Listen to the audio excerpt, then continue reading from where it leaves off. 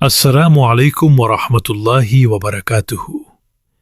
প্রিয় দর্শক, আজ আমরা সূরা আল ইনসানের ১৭ থেকে ২০ নম্বর আয়াত মহান আল্লাহর নিজ বাণী দিয়েই বুঝব। এই আলোচনায় কোনো মানুষের বই, হাদিস, তাফসির বা ব্যক্তির মতামত আমাদের দলিল হবে না। আমাদের একমাত্র দলিল হবে আল কোরআন। আল্লাহ বলেন, আমি আপনার প্রতি সত্যসহ কিতাব নাজিল করেছি, যা তার পূর্ববর্তী কিতাবসমূহকে সত্যায়নকারী এবং তার উপর প্রাধান্যশীল। সূরা আল মাইদা আয়াত ৪৮। আল্লাহ আরও বলেন, আমি কি আল্লাহ ছাড়া অন্য কোনো বিচারক অনুসন্ধান করব, অথচ তিনিই তোমাদের প্রতি এ কিতাব বিস্তারিতভাবে নাজিল করেছেন। সূরা আল আনাম আয়াত ১১৪। আর আল্লাহ বলেন, আমি এই কিতাবে কোনো কিছুই বাদ দেইনি। সূরা আল আনাম আয়াত ৩৮। মহান আল্লাহ পবিত্র কোরআনে বলেন, এবং সেখানে তাদেরকে পান করানো হবে এমন এক পানপাত্র যার মিশ্রণ হবে আদা। সূরা আল ইনসান আয়াত ১৭। এক ঝর্ণা যার নাম সেখানে সালসাবিল। সূরা আল ইনসান আয়াত ১৮। আর তাদের চারপাশে ঘুরে বেড়াবে চিরতরুণ সেবকরা।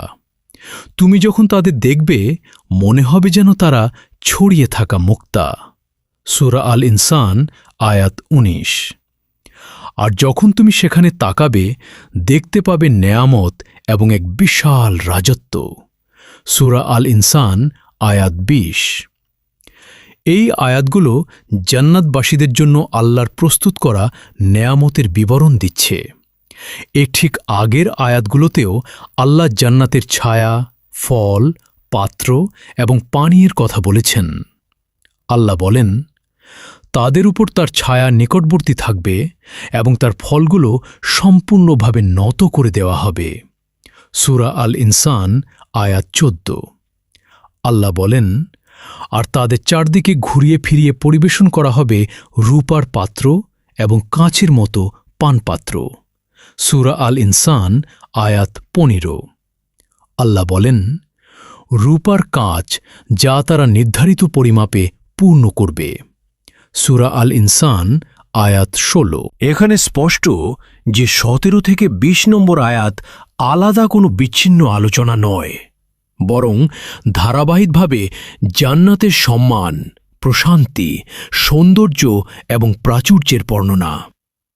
আর সূরার শুরুতে আল্লাহ সেই সব বান্দাদের গুণ ও উল্লেখ করেছেন যাদের জন্য এই প্রতিদান নির্ধারিত।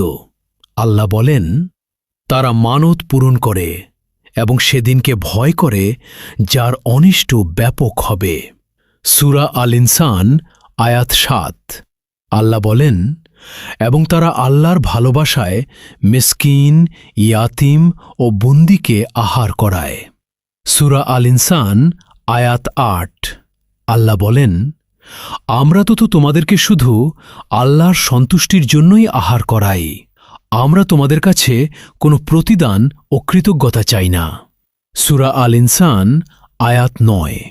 আল্লাহ বলেন, অতঃপর আল্লাহ তাদেরকে সেদিনের অনিষ্ট থেকে রক্ষা করবেন এবং তাদেরকে দান করবেন সজীবতা ও আনন্দ। সূরা আল ইনসান আয়াত ১১।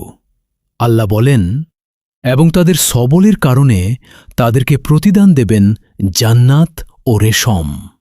সূরা আল ইনসান আয়াত ১২। অতএব ১৭ থেকে ২০ নম্বর আয়াত হল সেই ধৈর্যশীল, আল্লাহভীরু, ইখলাসপূর্ণ বান্দাদের জন্য নির্ধারিত পুরস্কারের অংশবিশেষ। এই আয়াতগুলোতে আল্লাহর অসীম দানশীলতা, প্রজ্ঞা, অনুগ্রহ এবং প্রতিদান দানের ক্ষমতা প্রকাশ পায়। তিনি শুধু জান্নাতের কথা বলেননি, বরং এমনভাবে বলেছেন যাতে বোঝা যায় তার কাছে প্রতিদান সীমাহীন। আল্লাহ বলেন, নিশ্চয়ই আল্লাহ যাকে চান অগণিত রিজিক দান করেন। সূরা আল বাকারা আয়াত ২১২। আল্লাহ বলেন, নিশ্চয়ই আমার রহমত সব কিছুকে পরিব্যাপ্ত করে আছে। সূরা আল আরাফ আয়াত ১৫৬। আল্লাহ বলেন, নিশ্চয়ই আল্লাহ অনুপরিমাণও জুলুম করেন না। সূরা আন-নিসা আয়াত 40। আল্লাহ বলেন, যে সৎ কাজ নিয়ে আসবে তার জন্য আছে তার চেয়ে উত্তম প্রতিদান। সূরা আন-নামল আয়াত 89। এখানে আমরা বুঝি জান্নাতের এই বর্ণনা কল্পনা নয়, এটি এমন এক প্রতিদান যা মহান আল্লাহ তার ন্যায়, রহমত এবং প্রতিশ্রুতি অনুযায়ী প্রস্তুত রেখেছেন।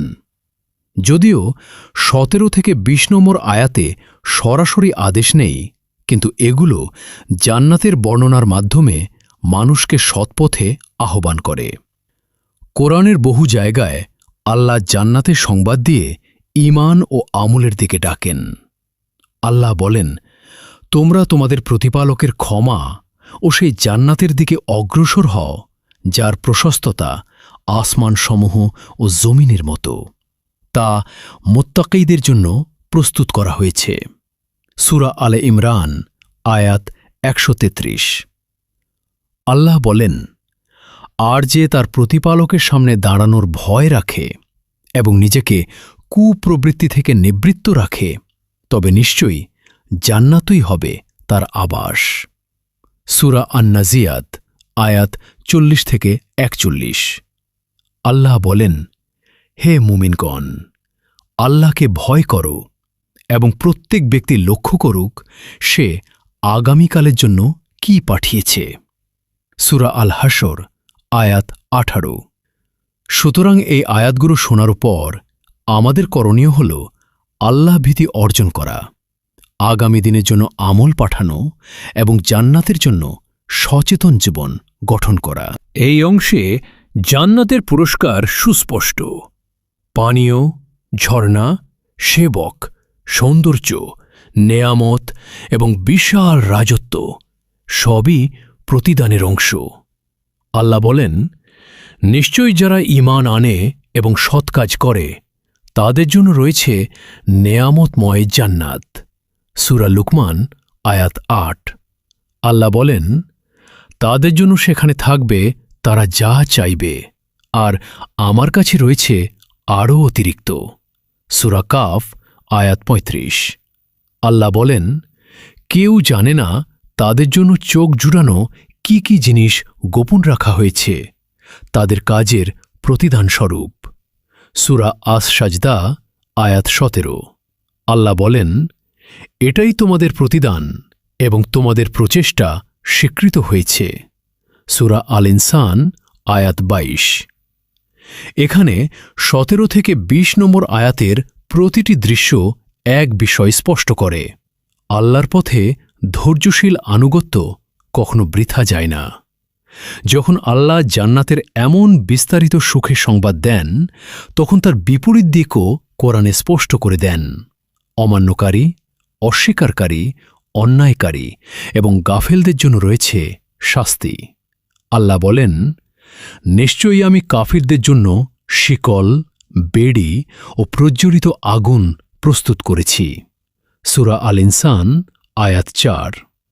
আল্লাহ বলেন, আর যারা ফাসিকি করেছে তাদের আবাস আগুন। যখনই তারা সেখান থেকে বের হতে চাইবে তারা তাতে ফিরিয়ে দেওয়া হবে। সূরা আস-সাজদা আয়াত 20। আল্লাহ বলেন, অতএব যে সীমালঙ্ঘন করেছে এবং দুনিয়ার জীবনকে অগ্রাধিকার দিয়েছে, তবে নিশ্চয়ই জাহান্নামই হবে তার আশ্রয়। সূরা আন-নাজিয়াত আয়াত 37 থেকে 39। অতএব জান্নাতের বর্ণনা শুধু সান্ত্বনা নয়, এটি একই সঙ্গে সতর্কবার্তাও, মানুষ যেন নিজের পথ নির্বাচন করে। এই আয়াতগুলোতে আল্লাহ দৃশ্যমান ভাষায় অদৃশ্য প্রতিদানের সংবাদ দিয়েছেন। মানুষের সীমিত বোধের কাছে জান্নাতের বাস্তবতা পৌঁছে দিতে আল্লাহ পানীয়, ঝর্ণা, সেবা, মুক্তা, নেয়ামত এবং রাজত্বের উপমামূলক বাস্তব বর্ণনা দিয়েছেন। এতে করে মানুষ বুঝতে পারে আল্লাহর প্রতিশ্রুত প্রতিদান শূন্য বা বিমূর্ত নয়, তা বাস্তব, পরিপূর্ণ ও মহিমান্বিত। আল্লাহ বলেন, কোনো প্রাণ জানে না তাদের জন্য কি কি চোখ জুড়ানো জিনিস গোপন রাখা হয়েছে। সূরা আস-সাজদা আয়াত 17। আল্লাহ বলেন, তোমাদের কাছে যা আছে তা ফুরিয়ে যাবে, আর আল্লাহর কাছে যা আছে তা স্থায়ী। সূরা আন-নাহল আয়াত 96। আল্লাহ বলেন, বরং তোমরা দুনিয়ার জীবনকে অগ্রাধিকার দাও, অথচ আখিরাত উত্তম ও অধিক স্থায়ী। সূরা আল আলা আয়াত 16-17।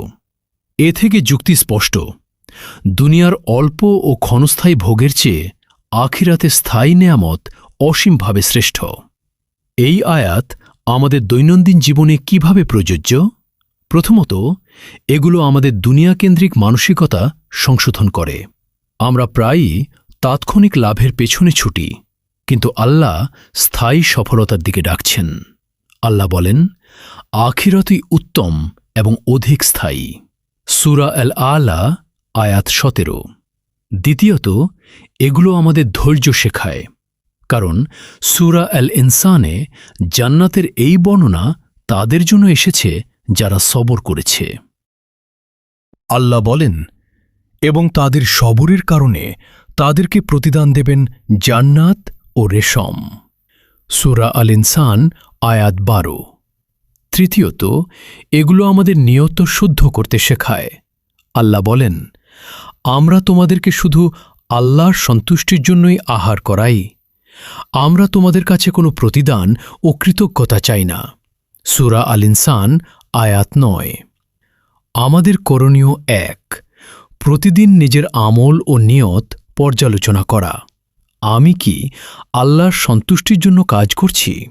2, দুনিয়ার লাভ ক্ষতির বাইরে আখিরাতের স্থায়ী প্রতিদানকে সামনে রেখে সিদ্ধান্ত নেওয়া। 3, ধৈর্য, তাকওয়া ও ইখলাসকে জীবনের মূল নীতি বানানো।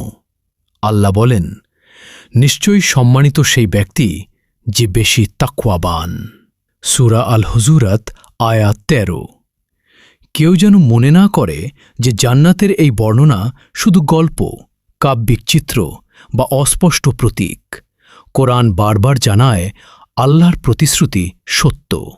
আল্লাহ বলেন, নিশ্চয়ই আল্লাহ প্রতিশ্রুতি ভঙ্গ করেন না। সূরা আলে ইমরান আয়াত 9। আল্লাহ বলেন, আল্লাহর কথার চেয়ে অধিক সত্যবাদী আর কে? সূরা আন-নিসা আয়াত 122। আর কেউ যেন মনে না করে যে শুধু জান্নাতের সৌন্দর্য শুনলেই যথেষ্ট, বরং তার জন্য ঈমান, তাকওয়া, সবর এবং সৎকর্ম দরকার।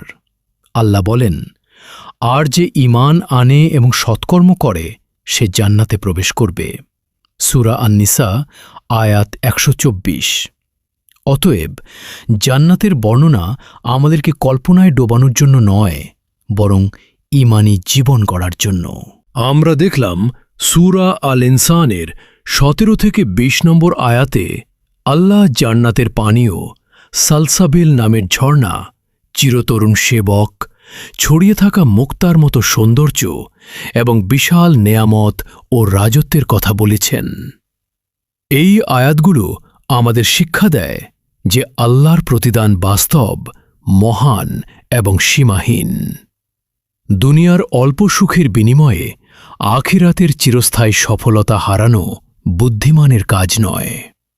কোরআন মানুষের তৈরি কোনো বই নয়, এটি মহান আল্লাহর সরাসরি বাণী। আমাদের দায়িত্ব হল কোরআনকে কোরআন দিয়েই বুঝা এবং তা অনুসারে জীবন গড়া। আল্লাহ বলেন, এটাই তোমাদের প্রতিদান এবং তোমাদের প্রচেষ্টা স্বীকৃত হয়েছে। সূরা আল ইনসান আয়াত 22। আমাদের সবার জ্ঞানচর্চা, আমল এবং হেদায়েত মহান আল্লাহর কাছে কবুল হোক। আল্লাহ হাফেজ। ইয়া রহমান ইয়া রহিম আন্তা আল গফুর, তোমারি আলোতে কাটে মনের সব দূর। ক্ষমা করো হে আল্লাহ এই দুর্বল বান্দায়, শান্তি দাও।